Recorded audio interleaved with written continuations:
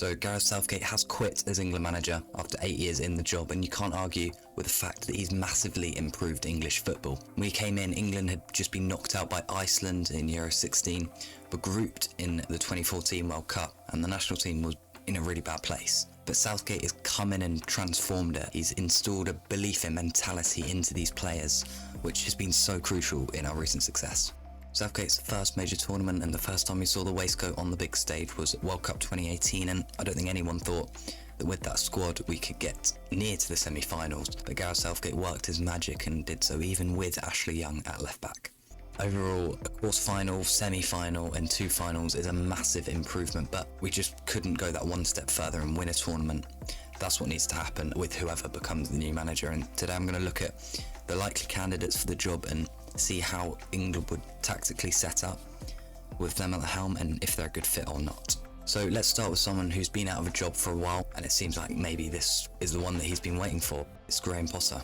After studying football while working with the Leeds Metropolitan University team, Graham Potter took over 4th tier Östersunds in Sweden, leading them to the first division and into the Europa League, where they achieved notable wins over Arsenal and Galatasaray.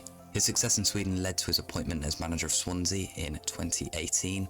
However, his biggest success was at Brighton between 2019 and 2022, which of course then led to the Chelsea job, which didn't go so well for him. He was appointed in September 2022 and sacked in April 2023 after just 31 games, and he lost 11 of those, leaving Chelsea in 11th place, having the worst points per game of any Chelsea manager. As I mentioned earlier, from 2011 to 2018, Graham Potter transformed Östersunds, taking them from Sweden's 4th tier to the top. He started with a 4-4-2 formation that morphed into a 4-2-3-1 or 4-2-4 depending on the game situation. Potter favoured wide players on their natural flanks and emphasised dribbling and diagonal passes rather than crosses. At Swansea, he used a 4-2-3-1 with a focus on possession and attacking fullbacks, achieving the 5th highest XG in the championship despite finishing 10th. And at Brighton, Potter frequently changed systems, often using a back 3. His players such as Pascal Gross and Leandro Trossard played multiple roles. He liked energetic forwards who supported wing-backs and created central spaces. Brighton's 3-4-2-1 formation involved attacking midfielders supporting a lone striker, wide centre-backs pushing forward. In the 21-22 season, Brighton became more possession-based, starting with 13 different formations across the 38-game campaign. Despite creating many chances, they did underperform their expected goals. Skilled wide players and strategic rotations were key to their build-up play, with midfielders pushing forward to join attacks and provide defensive cover. As for defending and pressing under Graham Potter, Östersunds typically defended with a 4-4-2 regardless of their attacking setup. When attacking with a 4-3-3, one winger would drop back into midfield while the other stayed high. Their defence involved aggressive man marking by fullbacks and wide midfielders and a zonal approach by central players. Potter's Brighton used varied defensive systems, often employing a double pivot for protection. In formations with 2 attacking midfielders, these players moved wide to prevent central passes and applied pressure when the ball went out wide. Brighton also often transitioned into a 5-4-1 or 5-2-3 when out of possession. Brighton was one of the Premier League's most aggressive teams in the 21-22 season, focusing on counter-pressing and using the touchline as an extra defender. Central defenders were encouraged to press high and following opponents deep into their half. In terms of how England could set up under Potter, I think we would expect to see a 3 or a 5 at the back, very similar to what we've seen at this Euros. And I think he would play a team somewhat like this. So you can see, and obviously the personnel would be different and could change, but the 3 centre-backs and the keeper crucial in the build-up play, and interchanging positions is something that Potter's team often do, and the advancing fullbacks as well is key to a Graham Potter side, and the 2 wingers that can run beyond and track back as well.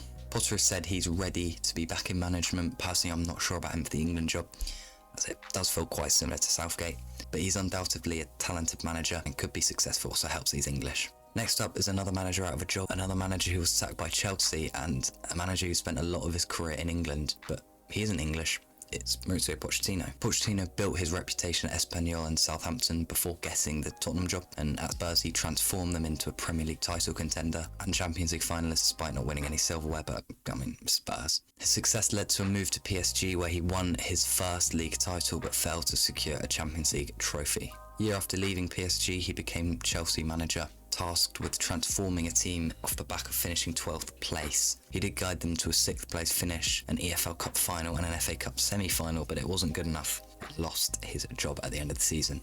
At his first three clubs, Espanyol, Southampton and Spurs, he was known for their attacking play, often using a 4-2-3-1 or 4-3-3 in attack and a 4-4-2 or a 4-1-4-1 in defence. Pochettino emphasised building possession from the back, using numerical advantages to progress the ball forward. Fullbacks played a crucial role in attacks, providing width and creating overload, and at Spurs, Harry Kane became a versatile striker, linking play and allowing quick players to run beyond him. Spurs maintained an asymmetrical attacking shape with players like Son and Dele Alli creating central overloads, while fullbacks attacked wide areas. At PSG, Pochettino used similar formations and attacking patterns, with fullbacks providing width and star players like Mbappe, Neymar and Messi rotating positions.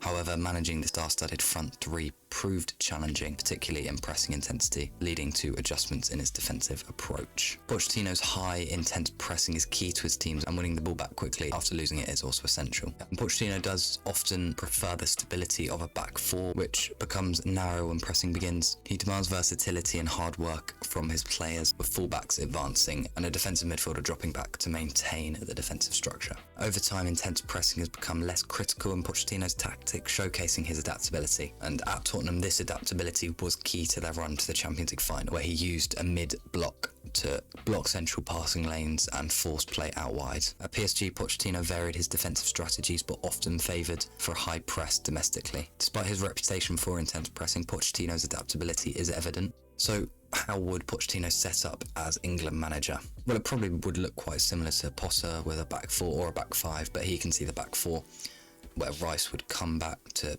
join the defence whilst the fullbacks advance. Once again, personnel subject to change, but obviously Poch and Kane have a history, and he knows in order to get the best out of him, it's to have runners on the wings. So Gordon could provide that, and another player who does that, who Pochettino has worked with at Tottenham, was Dele Alli. Now hear me out, I don't think he will or should go to the World Cup in 2026, but he did say that was what he was aiming for, and you know, maybe Winks and Dye could go as well and get the band back together. Overall, I think he could work decently as manager of England, but I do always prefer an English manager in charge. What do you think about this one? Let me know in the comments. Next up is a manager who's already had success with England at the youth level.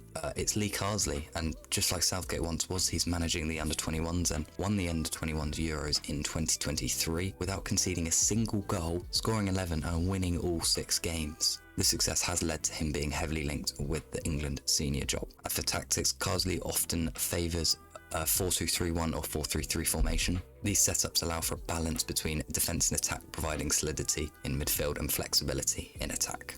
In defence, his teams typically revert to a 4-4-2 or 4-1-4-1 shape, ensuring compactness and making it difficult for the opposition to penetrate through the centre. Additionally, he often sets up with a high press, winning the ball back quickly and disrupting opposition build-up.